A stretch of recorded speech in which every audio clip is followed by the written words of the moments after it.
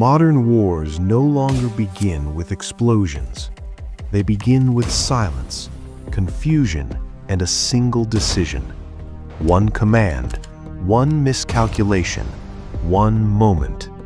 And suddenly, two nations stand at the edge of war. What would actually happen if the US and Iran went to war? It is 3:15 a.m. Above the Persian Gulf, the air is thick with more than just humidity.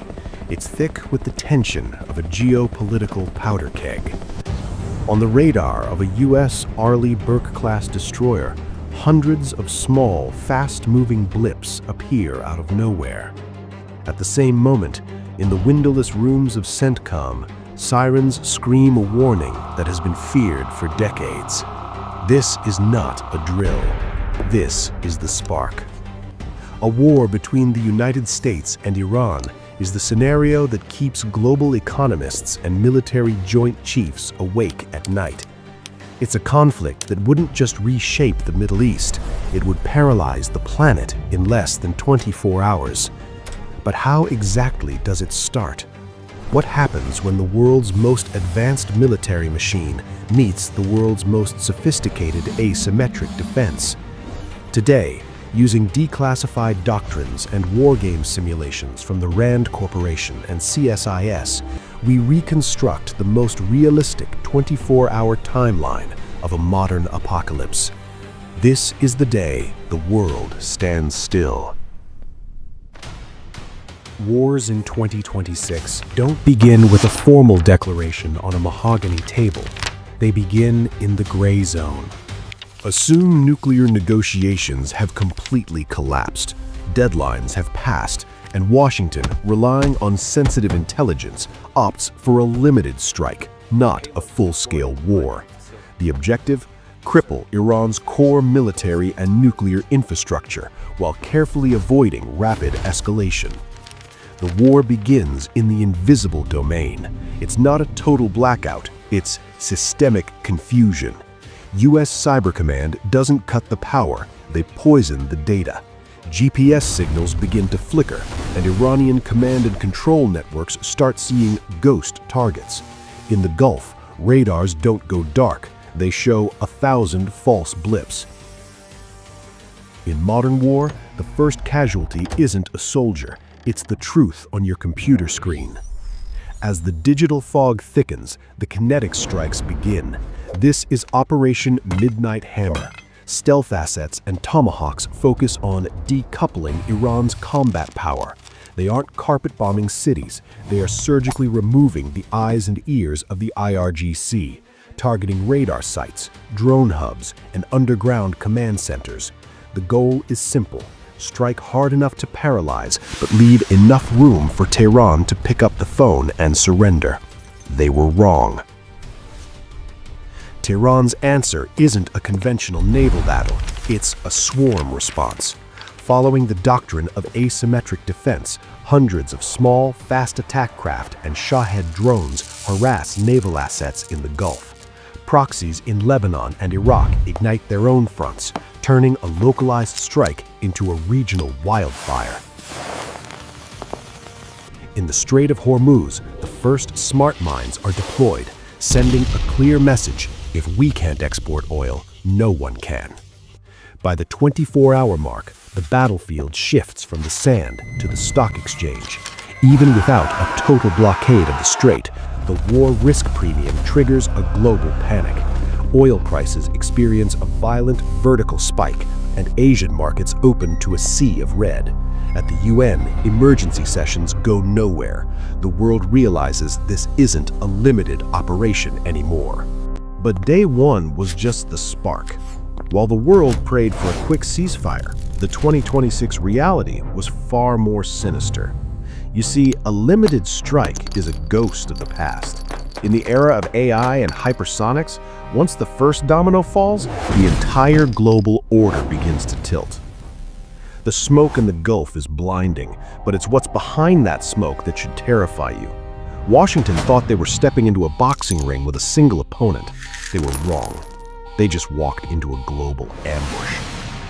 To understand why the missiles don't stop after 24 hours, and why the world's only superpower might find itself dangerously alone, we have to look at the shadows. Make no mistake, Iran is not acting alone. Russia, fueled by the Gerasimov doctrine of controlled chaos, is busy supplying Tehran with advanced Verba air defenses. Why? Simple, to bog down American resources and keep Washington's eyes off Europe. Meanwhile, China is playing a high-stakes game of active defense. Bound to Iran by a 25-year cooperation pact, China serves as Tehran's economic lifeline, buying 80% of its oil exports. More alarmingly, intelligence suggests Beijing is quietly supplying AI-driven satellite networks and HQ-9B long-range missiles to rebuild Iran's air defense. Washington isn't just fighting Iran, it's fighting a proxy network sustained by the world's other two superpowers. But here's the real kicker, the legal loophole that leaves Washington exposed. NATO's Article 5, it only applies to attacks north of the Tropic of Cancer. If Iran levels a US base in Qatar or Bahrain, Europe isn't legally obligated to do a thing. Washington could find itself in a coalition of the one, fighting alone while its regional allies are trapped in a neutrality nightmare. Saudi Arabia and the UAE are paralyzed. They host the US jets, but their cities are in the direct line of fire for an Iranian missile rain. So how does the clock strike zero? We've seen the blueprints before. Groups like Predatory Sparrow have already demonstrated the ability to cripple Iran's military funding lifelines and freeze national fuel networks. In 2026, this financial self-defense escalates into a total digital blackout. From the Nobitex crypto exchanges to the C2 nodes of the Revolutionary Guard, the digital front is a scorched earth campaign designed to paralyze the state before a single missile is even fueled. Forget accidental warning shots in the Gulf. In 2026, the trigger is an intelligence-led preemption. US space-based sensors detect a critical movement. Iran is positioning its Fatah-2 hypersonic batteries. Washington realizes the cost of inaction has officially surpassed the cost of war. The order for Operation Midnight Hammer is signed. The war does not start with a loud explosion. It starts with a ghost.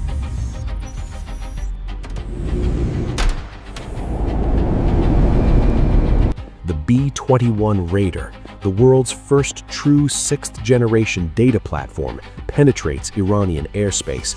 It doesn't drop bombs, it acts as a digital assassin. Using high-gain electronic attack arrays, the B-21 blinds Iran's C-300 and Bavar 307 radar systems before they even register a blip. In modern war, air superiority isn't about the fastest jet, it's about who controls the electromagnetic spectrum. Simultaneously, US Cybercom launches a digital Pearl Harbor. As the cyber strikes hit, the electromagnetic spectrum turns into a graveyard. We enter the era of total sensor blindness. Massive GPS spoofing and high-powered electronic jamming from both sides means smart munitions lose their eyes and commercial tankers lose their way. In the first hour, the Persian Gulf becomes a black hole of information. Commanders are forced to fight a high-tech war with low-tech certainty, increasing the risk of collateral damage to civilian infrastructure beyond anything seen in modern history. Iranian commanders are left staring at blank screens, trapped in a strategic fog. Before they even realize the war has begun, American cruise missiles and Israeli-coordinated GBU-57 bunker busters are already tearing into the earth. Don't mistake a silent radar for a defeated enemy. Iran's doctrine is built for this exact moment of first strike survival. As the sun rises, Tehran unleashes the rain of fire, massive saturation attacks. They know a US Patriot or TAAD battery is surgically precise, but they also know the math of modern warfare is cold and brutal. From deeply buried missile cities, hundreds of ballistic missiles and drone swarms are launched at once. Their goal? Not just to hit a target, but to empty the American magazines. This leads to the Pentagon's ultimate nightmare, the munition cliff. Here's the reality. In recent high-intensity simulations, the U.S. Navy burned through its stock of SM-3 interceptors at a terrifying rate. We're talking about consuming 33% of the entire global inventory in just 12 days. At $28 million per interceptor, the cost-exchange ratio is a disaster. If Iran can simply outlast the American missile piles, those multi-billion-dollar Aegis destroyers become nothing more than floating targets, leaving the U.S. Pacific Fleet dangerously exposed and naked against China. While the skies burn, the real devastation happens in the water. Welcome to the Strait of Hormuz, where 1/5 of the world's oil flows. Here, Iran deploys its terrifying new naval doctrine, smart control. They don't block the strait for everyone. Using EM-52 and MDM-62 smart bottom mines, they selectively target Western-aligned supertankers while letting Chinese and Russian vessels pass freely. The chaos is amplified by massive GPS spoofing. Imagine being the captain of a very large crude carrier. Your navigation says you are in the middle of the Omani desert, while in reality, you are drifting straight into an Iranian-laid minefield. In this war, you cannot trust your eyes, and you definitely cannot trust your instruments. The Persian Gulf becomes a black hole of navigational certainty. This is where the war hits your wallet, no matter where you live. As the strait becomes uninsurable, the global market suffers a cardiac arrest. The war risk premium on shipping explodes. Oil prices violently spike to $150, potentially $200 a barrel. But it's not just the price of gas, it's the war risk premium. Overnight, insurance for a single tanker voyage can spike by $1.2 million. If insurance companies pull out, the global supply chain, already gasping for air, snaps. 2008 was a rehearsal. This is the main event. The S&P 500 triggers circuit breakers. The global supply chain, already fragile, completely snaps. Iran knows it cannot defeat the U.S. Navy ship for ship, but it can hold the global economy hostage until Washington is forced to back down. As the smoke clears on this scenario, a terrifying reality emerges. Wars between modern, high-capacity states don't end with signed treaties on mahogany tables. They end in scar tissue.